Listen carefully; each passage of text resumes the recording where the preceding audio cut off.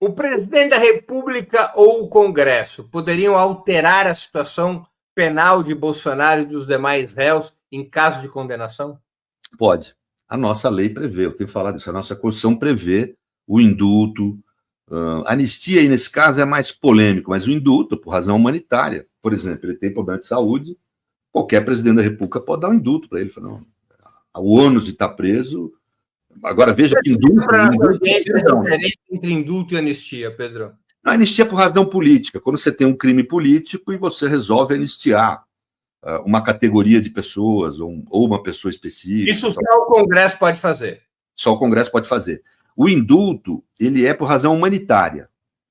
Ele não é uma deliberação política, é razão humanitária. Quer dizer, eu não posso, por exemplo, por que foi nulo o indulto daquele deputado Daniel? Porque a fundamentação que o Bolsonaro deu, faltou assessoria, não sei, a fundamentação que ele deu no decreto foi de que a decisão da justiça estava errada. Pô, indulto não pode ser usado para revisar a decisão de justiça. Como eu falei, quem decide por último no sistema é o Supremo Tribunal Federal, ele é o que a gente chama de guardião da Constituição, né? Então não pode se usar esse tipo de alegação, nem na lei de anistia, nem no indulto. O judiciário decidiu errado, houve abuso. Não é anistia. E o indulto aqui no Brasil não é como nos Estados Unidos, que é um poder absoluto do presidente da República, que não pode ser questionado na Constituição. Porque aqui a gente pode tudo em termos de questionamento, né? O nosso sistema, no fim, está mostrando ser melhor que o de lá, hein? Mas porque sempre tem o problema quando surge um autocrata, né? Aí os poderes do presidente têm que ser limitados de alguma forma, mas assim, o ato de indulto, a possibilidade... A Constituição americana determina que no caso de concessão de asilo e no caso de indulto, a decisão presidencial é a última instância. Mas assim, aqui no Brasil nós temos uma tradição europeia que fala dos motivos determinantes. O que eu quero dizer com isso? No Brasil é muito difícil derrubar um ato de indulto também, porque ele não é um ato administrativo comum, ele é o que a gente chama de ato político, que emana diretamente da Constituição e tem amplíssima discricionariedade. O do Daniel foi inconstitucional porque o cara fez a única coisa que ele não podia fazer. Assim. É uma motivação indevida. Agora, mesmo nos Estados Unidos, deixa eu só terminar, mesmo nos Estados Unidos, eu não sei se o indulto com essa motivação sobreviveria. É que nos Estados Unidos o cara não precisa dar motivos, ele vai lá e caneta e acabou, então. Mas se ele der motivos, isso vincula o ato dele. Se ele desse esse tipo de motivo a um presidente da República, poderia ser derrubado, sim. Né? Eu já li os decretos de indulto nos Estados Unidos, eles não motivam. Eles, não precisa motivar. Estado, indulto. Mas aqui no Brasil, a nossa Constituição determina qual o motivo que deve ensejar o ato de indulto. Tem que ser motivo humanitário. Agora, a anistia só o Congresso pode dar. Então. E ela, como você já explicou, é uma categoria de presos que pode ser beneficiada. Tem controle. Pode ser uma pessoa também. Pode ser uma pessoa também? Quer dizer, pode, a anistia pode deixar uma pessoa. Né? Que em geral não é assim, porque em geral o parlamento procura, vamos dizer, ser um pouco mais isonômico. Mas aí qual seria a diferença entre anistia e indulto, se a anistia for para uma só pessoa? Não, porque tem a diferença do fundamento. Né? A anistia só se aplica em crime político, como regra geral. Né? Mas, assim, eu consigo imaginar situações de anistia a uma pessoa só, consigo imaginar.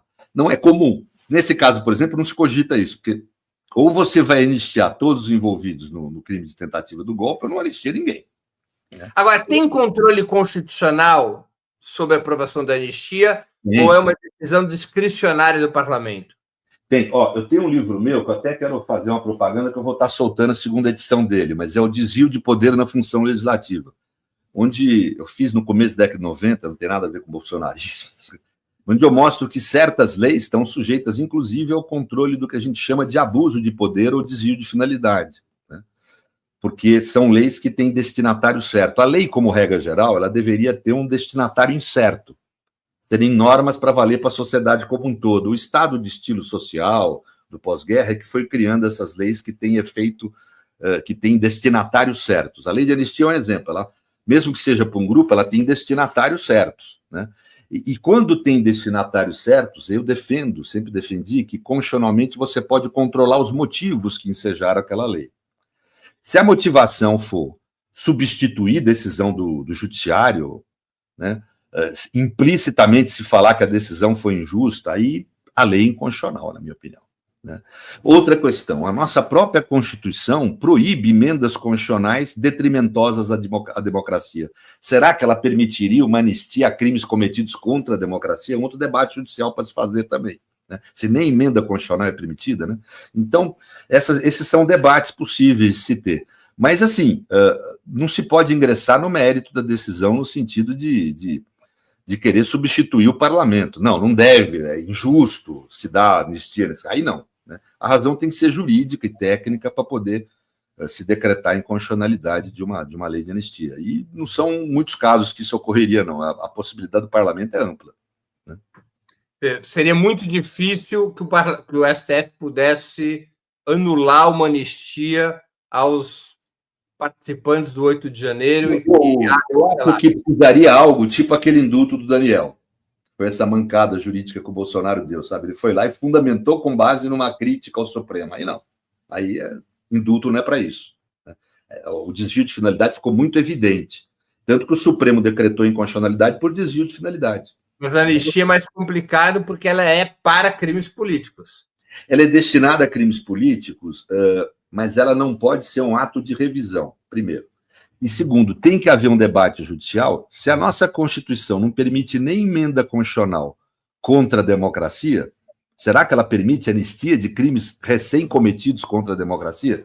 Então, tem que debater, eu não sei, isso é um debate que vai ter que haver no Supremo. Essas duas questões, se houve ou não desvio de finalidade, e se houver uma inconstitucionalidade por desvio de poder. Esse livro que eu publiquei trata disso, essa categoria de inconstitucionalidade, que é a inconstitucionalidade por desvio de poder. E, por outro lado, há também um debate no mérito mesmo. É possível haver anistia a crimes cometidos contra a democracia num tempo histórico recente? A Constituição proíbe anistia somente nos casos de tortura, apenas nos casos de tortura, né? Tortura, tem, acho que tráfico, eles deram uma estendida nisso. Não está incluído a tentativa de golpe, mas haveria aí uma proibição, porque existe essa proibição que é explícita no texto do artigo, mas haveria, você tem nas cláusulas pétreas da Constituição emendas constitucionais que atentem contra o regime democrático. Ora, se nem a emenda constitucional é admissível, quanto mais uma lei que isenta de pena gente que cometeu crime recentemente no plano histórico contra a democracia.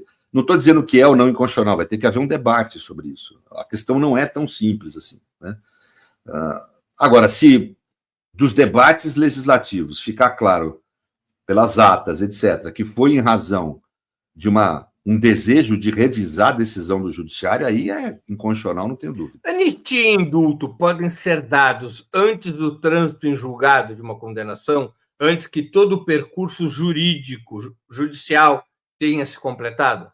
Pode, mas não se deve, né? Vamos ser aqui, no plano filosófico-político, não se deve, porque num caso desse, em que o crime foi muito evidente, é um crime grave, de tentativa de instauração de um regime autocrático no país, nesse tipo de caso, é importante que haja condenação. Eu não sei se é tão relevante que todo mundo fique preso depois. Acho que se as pessoas vierem pedir um perdão ao presidente eleito, ele conceder indulto para os executantes, eu não vejo problema nenhum, sinceramente. Acho que faz parte do jogo. Mas tem que condenar, dizer que é crime, declarar isso. Pode não executar depois, para isso que existe indulto, anistia, etc. Mas a declaração é muito relevante, me parece.